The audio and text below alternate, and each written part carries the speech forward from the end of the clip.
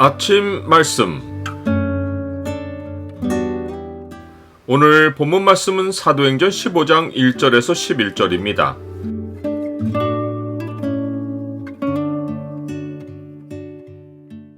처음도 마지막도 주의 구원은 은혜이다.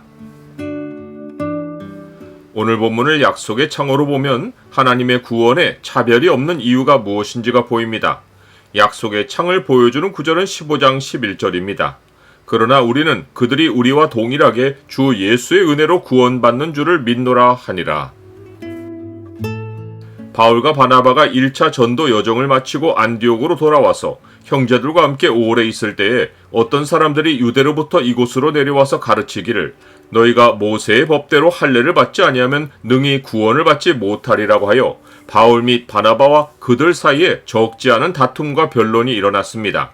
이들은 10여 년 전에 베드로가 고넬료를 만나 복음을 전하고 돌아왔을 때 그가 무할례자의 집에 들어가서 함께 먹었다고 비난을 가했던 예루살렘 교회 내의 할례자들입니다. 이들은 그리스도인이지만 바리새파의 배경을 가지고 있어 율법의 규정을 고집했습니다. 그때 베드로가 말하기를 하나님이 우리가 주 예수 그리스도를 믿을 때에 주신 것과 같은 선물을 그들에게도 주셨으니 내가 누구에게 하나님을 능히 맡겠느냐라고 항변하자 할례파도 수긍하고 잠잠하여 하나님께 영광을 돌렸습니다. 그러나 10년이란 세월이 지난 후 이방인들에 관한 율법 문제가 다시 불거진 것이 불가피했던 것은 아직 복음이 신학적으로 정립된 상황이 아니었기 때문입니다. 할례파는 언약의 표징인 할례가 없으면 구원받을 수 없다는 강경한 태도를 보였고 베드로와 바울과 바나바는 하나님이 이방인들을 구원하시는 선교 현장을 직접 체험했기에 구원이 율법을 통해서가 아니라는 사실을 확인한 상태였습니다. 이제는 때가 되어 이 문제를 신학적으로 정립해야 할 필요가 생겼습니다. 안디옥에 있는 형제들은 바울과 바나바와 및 자기들 가운데 몇 사람을 예루살렘에 있는 사도와 장로들에게 보내기로 작정하고 이들을 전송했습니다. 이들이 예루살렘으로 가는 길에 베니게와 사마리아로 다니며 이방인들이 죽게 돌아온 일을 말하자 그곳 형제들은 다 크게 기뻐했습니다. 이런 모습이 하나님이 하신 일에 대해 마땅히 보일 태도였습니다.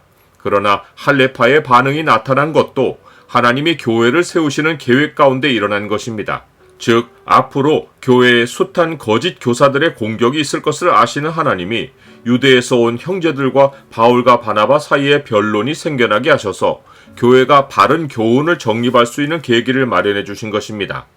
바울과 바나바와 안디옥의 형제들이 예루살렘에 이르러 교회와 사도와 장로들에게 영접받고 하나님이 자기들과 함께 계셔서 행하신 모든 일을 말했는데 이때 바리새파 중에 어떤 믿는 사람들이 일어나서 이방인에게 할례를 행하고 모세의 율법을 지키라고 명하는 것이 마땅하다고 주장했습니다.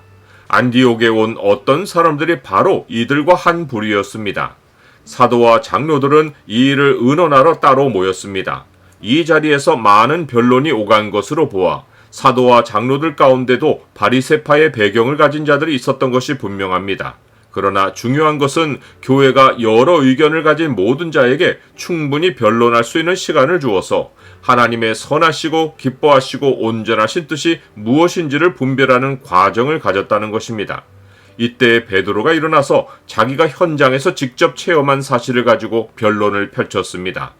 베드로 자신도 오랜 세월 유대주의 전통으로 가치관이 형성되어서 선뜻 이방인들과 교제하기를 꺼린 자였습니다. 그런데 그가 고넬료와의 만남을 통해 깨달은 것은 마음을 아시는 하나님이 유대인에게와 같이 이방인에게도 성령을 주시어 증언하게 하시고 믿음으로 그들의 마음을 깨끗이 하사 그들이나 우리나 차별하지 않으셨다는 것입니다. 베드로의 증언은 하나님이 사람의 외모를 보시지 않고 중심을 보신다는 구약의 말씀과 일치하며 사람이 율법으로 의를 얻지 못하고 하나님이 믿음을 선물로 주셔서 의롭게 된다는 신약의 말씀과도 일치했습니다. 나는 사람의 구원이 예나 지금이나 사람의 노력에 있지 않고 하나님의 주권에 있고 하나님의 은혜라는 사실을 믿습니까? 베드로가 마음을 강조한 것은 외형적인 할례를 통해 믿음의 표시를 확인하려는 할례파에게 하나님이 보시는 것은 사람이 보는 것과 다르다는 것을 알려주려 한 것입니다. 베드로는 하나님이 할례받지 않은 이방인들에게 성령을 주셔서 자기 백성으로 삼으셨는데 어떻게 유대인들도 능히 지키지 못하는 율법의 멍에를 그들에게 더 씌워서 하나님이 그들을 율법의 행위에 따라 또다시 받으시는지를 시험하려 하느냐고 말했습니다. 베드로의 결론은 하나님의 은혜로 주신 구원은 율법 외에 나타난 것으로서 차별이 없다는 것입니다.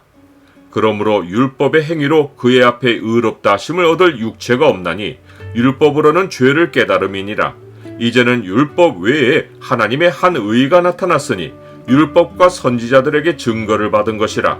곧 예수 그리스도를 믿음으로 말미암아 모든 믿는 자에게 미치는 하나님의 의인이 차별이 없느니라.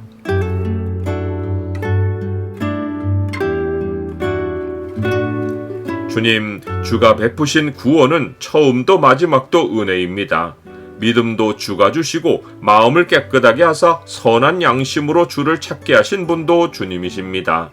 은혜의 복음에 행위의 멍에를 씌우지 않고 끝날까지 주의 은혜를 구하게 하옵소서. 예수 그리스도 이름으로 기도드립니다. 아멘.